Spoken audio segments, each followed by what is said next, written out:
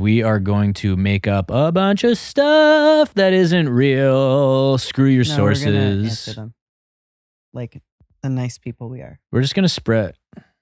We're just gonna spread propaganda from Uganda.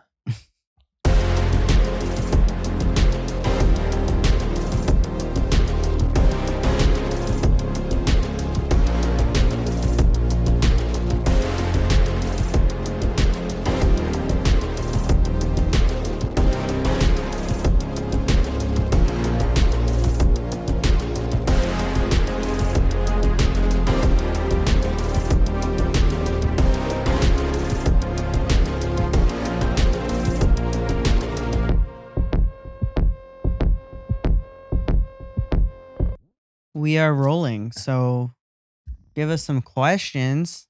Questions. And we will answer them. Yeah, and what she means by answers, we are going to make up a bunch of stuff that isn't real. Screw your No, we're gonna answer sources. them like the nice people we are. We're just gonna spread. We're just gonna spread propaganda from Uganda. But yeah, I think sweeteners are affecting my memory. you think so? Yeah, I don't feel good. Okay. With sweeteners. Yeah, could be. I guess I it's don't think tough. it's a gut thing. I think it's like I feel like because it's a lot, dude. It's in my protein shake. It's in my pre-workout. It's in my diet root beer. It's in my energy drink. It's in. Yeah. It's like If you go calorie free on everything, that is the trade off, right? it's like, and Yeah. then we watched that documentary where they literally got like neurological diseases because they would drink like 2 liters of diet pop when it came out. Remember, they were like, "Oh, we no calories. We could drink this so We much." watched so that? Yeah, we watched it together. Oh, did we? Remember? I guess and they that's were the- getting like Parkinson's and stuff from the sweeteners. The I guess artificial that's the sweetener. theory anyway, right? No, but they were like Yeah. in this documentary. This was a off the books documentary. Yeah. We watched on like Off the books. BitChute, and they had so many sweetener that they were getting neurological. Could be. There does seem to be a correlation of some kind. Yeah. So I was talking to a friend. I won't name him just in case. He probably wouldn't care, but talking to a friend. And he has a lot of, he's into like personal development. He's into just being better, you know, into self-improvement, I guess. And we were talking about it because he has a lot of aspirations and he has certain things. I think he's trying to get out of the industry he's in. And he was talking to me about like my journey through fitness. And it was interesting because it's like when I have to rehash it, I'm like, oh yeah, it's kind of cool to think about the steps that got me to where I'm at. And I tell you all the time where it's like, I told him this again too, where I was like, honestly, dude, because he was saying like, hey, I really like to see what you're doing and it's awesome, it's inspiring, whatever. And I'm like, I appreciate that. And then it's good because I appreciate that because it triggers a moment of gratefulness for myself, you know, because then I'm like, I sit there, I'm like, oh yeah, it is pretty cool what I do. It's easy to be like nose blind to like what your current environment, when your current environment is like objectively pretty sweet and even relatively pretty sweet to what you used to live with, you know, or what your environment used to be. And I told him that where I was like, man, I actually remember a lot of days at like past jobs, just like daydreaming about what my days could look like if I could make them myself. And for the most part, I do make them myself. I really do make them myself, like 100%, really. yeah, all the days. Yeah, and it's like unless like I'm making plans. it's pretty cool. Yeah, no, it's awesome, and it is really cool that I have that much freedom with my schedule, with just how I live my life, how I make money, and how I choose to spend my time. It's awesome, and that led me. I guess he was kind of talking to me specifically about some changes he wants to make, and I guess some barriers involved with that. And I was kind of sharing some of mine where I was like, man, I realized like for me, I have one thing in particular. There's a few, but there's one thing in particular that I want to launch in my business. and I know it's going to be awesome.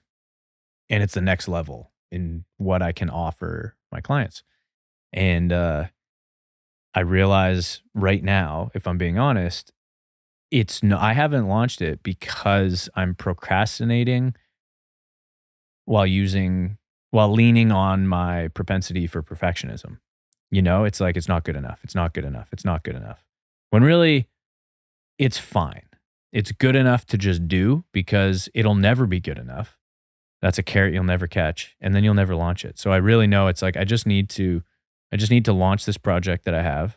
I need to just do it. And I wrote it out the other night, stayed up late when you were out, and I was like, I'm just going to spend 3 hours, take 3 Zonics, and just full send, go full Chad Wizard Gigamax on the whiteboard, and just built it all out. And I was like, okay, perfect. This is good enough. You know, I got to fill in the gaps with the specifics, sure, but this thing's good enough. But I totally caught myself in the moment being like, I don't really want to do this yet. It's not good enough. You know, I could feel that. But then it also led me to this next thing where I was like, and COVID was good for this because it actually forced me to come to terms with the fact that if I lost everything, what would I do? And I had to go through that fear because I think that's a big thing, the security of it. It's like, and this guy was talking about that, where it's like he's in an industry where he makes good money and he has a skill set there that he's developed, and he has a network, and he has infrastructure, and he has a schedule. He has his whole life's built around this thing. And leaving that is hard because you have security. And I told him, I was like, that's a normal thing to be afraid of. That makes complete human sense. But if you examine the fear, what you're really saying is, if you fail and worst case scenario, you lose everything, you're basically admitting that you do not have the confidence in yourself to rebuild with what you have. You're saying that you do not have the skill sets. You do not have the resources. You do not have the grit and the determination to figure it the F out, you know? And I was saying, like, I think COVID forced me to examine myself and be like, go through that thought experiment of like, if I lost everything, am I confident in myself to figure it out? And then I went through it and I was like, you know what? I am. Instead of just living my life subconsciously in a way that believed I couldn't figure it out, and then living in a way that was very scarce, you know what I mean? Not abundantly, very afraid of losing things, not being generous, not taking chances, not taking risks. It's like, it really just comes from a place of like, if I lose it all, I'm screwed. And it's like, no, you're not. You'll figure it out again. You know? Yeah. It's like, that was like powerful for me. Cause then all of a sudden you're living in a place where you're coming from a place and you're acting from a place where you're just not afraid, I guess. Cause that's really just fear. You know what I mean? You probably had a bit of that when you quit your job. No? I'm not a perfectionist Right. at all. Mm-hmm. I'm a yeah, let's go for it. Let's just Right. try something. And so when I was unhappy in my jobs, I just left. I didn't even have a plan. Right? Like some people would be like, "Oh, I gotta get hired by another place." I literally had one interview to somewhere else, and I quit my job because I had got one interview. Mm-hmm. And then luckily that worked out, and that was personal training. Yeah. I had no doubts that I would. Because I don't doubt myself. Right. That's what I mean. That's ultimately what it comes down Right. to. Because if you examine that fear, it comes from a place of like, you just don't have self-doubt and lack of self-confidence. You just don't believe you can do it. It doesn't feel like that for me in the moment though, because I love figuring stuff out. Mm-hmm. Like, you know that, like, yeah, whether it's tech stuff or what, I just like, I get my brain's like, yep, here we go. And I just like figuring it out myself. Right. Which is why I love coaching myself, which is why all these things. And it's like, so I never had a doubt that I would like be stuck without money. Cause I also didn't have like, hey, yeah, if I gotta go do Tim Hortons for a little bit, I'll do it. Like, I don't, you know what I mean? Right. Like, I'll do something even if it's for a little bit just to, right? So that's what I felt back then. And then obviously then I did personal training. Then I was at Good Life. I didn't like that, but I still liked fitness. So I did something else, right? And I kept moving around in the industry until I was like, hey, I can't have a boss. And then, right? Like, so, because I was like, I went from personal training at Good Life to working in a nutrition store to, stuff like that. And then it's like, oh, I love this industry. I just can't have a boss. And I can't have not even can't have a boss because I had good bosses. I can't have a fixed thing where someone else is deciding when I have to be here. I hated that too. That's what it boils down to. I hated that so much. Right? Like you got to be here 9 to 3. What if I want to do something at 10 a.m.? What if I don't though? Yeah, right? So it's like, so then of course it didn't happen overnight. It took years to build up your own business and gain the skills to do that. But it's like now you're finally here and it's like, I don't feel like I work a day in my life. And I love it. I would never want to, but then of course everything can come crashing down. Like you just said, I have confidence that I would just try something else, but just knowing that I do the best if I take care of my own, like if I'm my own boss, basically. Yeah. Yeah. I was the exact same way. So I relate hardcore to you when you tell me your stories of what's that? I relate hardcore to you when you tell me your stories of how you felt like trapped and stuff. Right. I felt the same emotions. I hated that feeling. Yeah, I was grumpy a lot of times. Yeah. At other jobs. It was the times where I felt anxiety. I'm not an anxious person. And it had nothing to do with the jobs either. Yeah. It actually didn't. It wasn't a reflection of it was just management. It wasn't a reflection of my coworkers. Yeah. It wasn't a reflection of the work. It was literally, and I don't think I necessarily knew it at the time, but it was a reflection of like, I have to be here tomorrow at 7 again. Oh my goodness. Yeah. I don't want to though. Yeah. I felt the exact same. It was just the prison-like feeling of the time constraint. Just not being in control. Right? Like what if and the whole, did you ever get the fear of what if my alarm doesn't go off and then I'm late to work? I had that all the time. Yeah, I did too. But I always, when I did that, I had multiple alarms. I always had my normal alarm and then I had a backup second. I always had a backup second. On the same phone though? Yep. Right? Because the phone just might not work twice. Oh, I mean, then you don't show up to work, whatever. Life happens. What if you lose your job? Oh, I mean, you're probably not going to lose your job for missing because you were late because your alarm didn't go off. You might. Yeah, I wasn't worried about that. Yeah. I was hoping I'd get fired. Yeah. No, I'm kidding. It wasn't. Yeah. Have you ever been fired? No. Alex, have you been fired? No. Okay. I've been fired once. From? Cash job. Oh yeah. Yeah. The one where I was working for a guy, that was actually one of the coolest jobs. I've had a few cool jobs, I guess, but that job was so cool. Yeah. And then I squandered it like an asshole. But yeah, that was a sweet job because I basically was just I was probably just a farmhand, just there was this guy that he was retired. He was 58 or 59 when I started working for him. And he had exited a pretty large business that had manufactured what do they call them? Crisis and relief resources, tents and stuff they would send to hurricanes and stuff like that and military stuff. So he had this property that was pretty large and he had 2 horses and I just had to, he bought this property, but he wanted to do a ton of work to it. So it was look after the horses, do all the barn stuff that involved with that. And then it was put in security lines, dig trenches for that, cut the grass, landscape the back, dig it all up with a tractor and move rocks around. Was this in Erin? Just outside. Off Winston Churchill, yeah. Yeah, it was a sweet gig. But that was also when I started partying. Sometime around there. So that was the only time actually I missed work. I've been late to work in the past. Not regularly, but I've been late more than once. But that was the only time that I missed work because I was partying twice. So twice I missed, and he was a great boss, so he definitely should have fired me, and he did.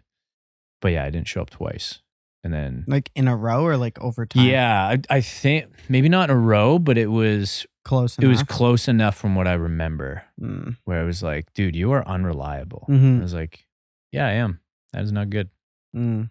So, but that was a sweet job because it's like, this is allegedly, of course, this is hypothetical, but I was landscaping and working on heavy equipment with zero protective gear, which Allegedly. was the best. It's the best. It's like, I hate wearing steel toe shoes. I hate wearing helmets. I hate wearing high vis. I don't want to cover my legs. I want to wear shorts and Nike sneakers.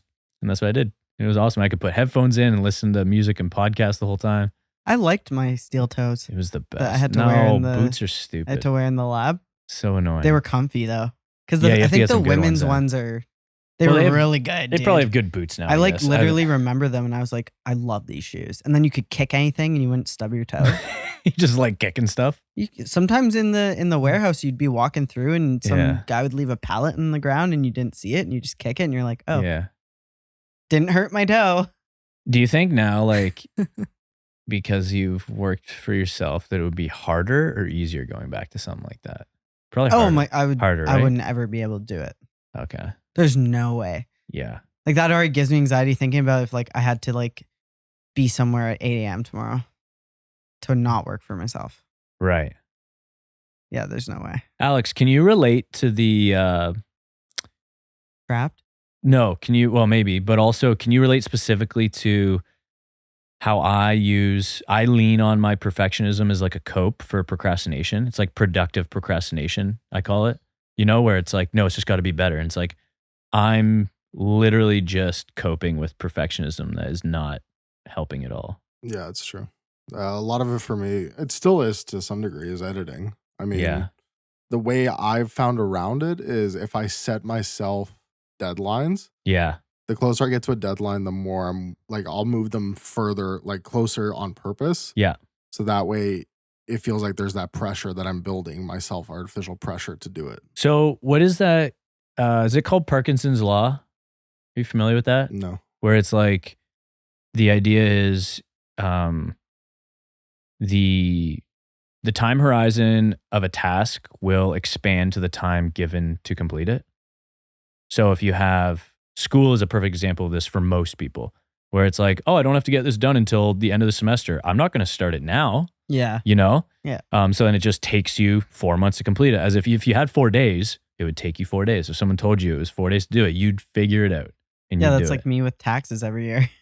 Yeah, literally. Right? It's like, literally, it's like, and you too. Yeah, It's who like, pays you're like- taxes? What do you mean? No, It's like, we pay all our taxes. we do. Mr. CRA, PSYOP, Please don't. come FBI after guy us. listening to our show. Yeah, that's 100. That's Yeah, it's true. That's probably common for a lot of people. Yeah. Because you put off the... But then they can perform under that pressure of like a smaller time horizon. Yep. So. Yep. I remember a perfect example of that for me is I had a job that I was paying for. Like I had a job for my studio and it was a certain amount of money. And I think I'd already paid the first half of it. Mm-hmm. So then I had the second half to pay. And they were late on collecting it, so I just wasn't worried and I wasn't thinking about it. I was like, okay, I'll pay this at some point. I have, there's cash flow, so I'm good. But at the exact time that I had decided to spend on some other projects and money coming in, money going out, I wasn't paying attention to the balance on that. Yeah. And then this person that had done the job was like, hey, if you don't mind, like just coming to collect that second half. And I was like, oh no, this is like the worst timing. And they would have been perfectly fine. And I knew this. They would have been perfectly fine if I had just been like, oh, hey, can we work out? I can't, whatever, right? Like if you were to do like a quarter. Oh, it was the other way, actually. They wanted the first half. I hadn't paid any of the bill yet. They wanted No. I think you're right. I No. think it was the second half. They wanted the first half. I hadn't paid anything yet. They Oh, wanted the okay. first half.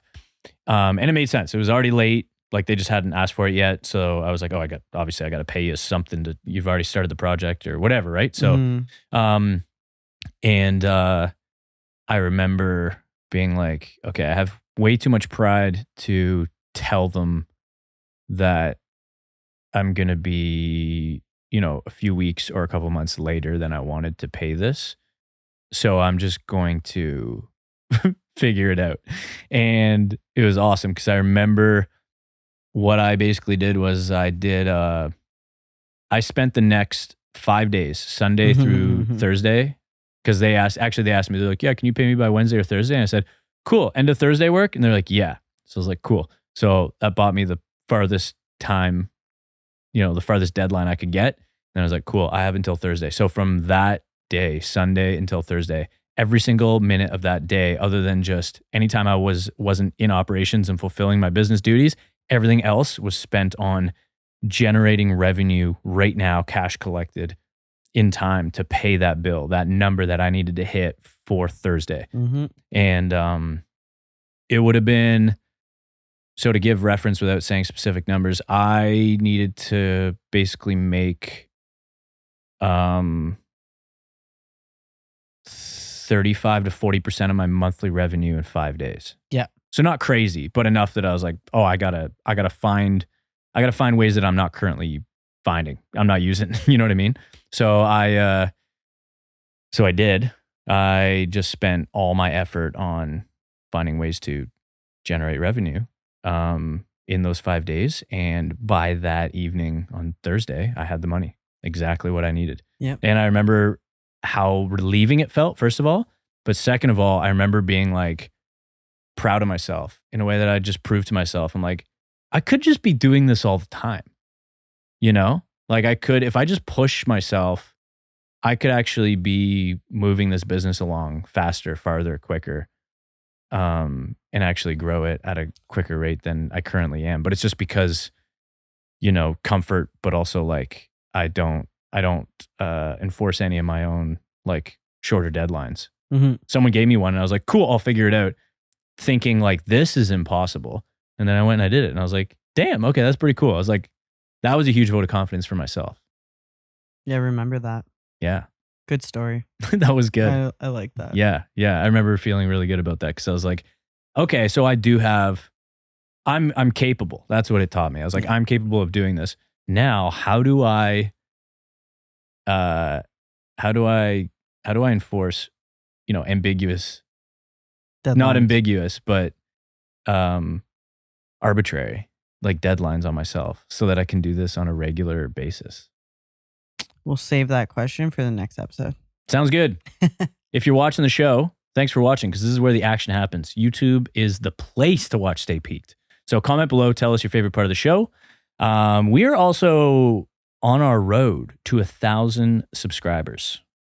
And if you're watching, we'd love you to be one of them. So click subscribe. You can follow Sam at SlaysFit, and you can follow me at Tim_MSHC on all social media platforms. Thanks so much for listening. We love having you here. Peace.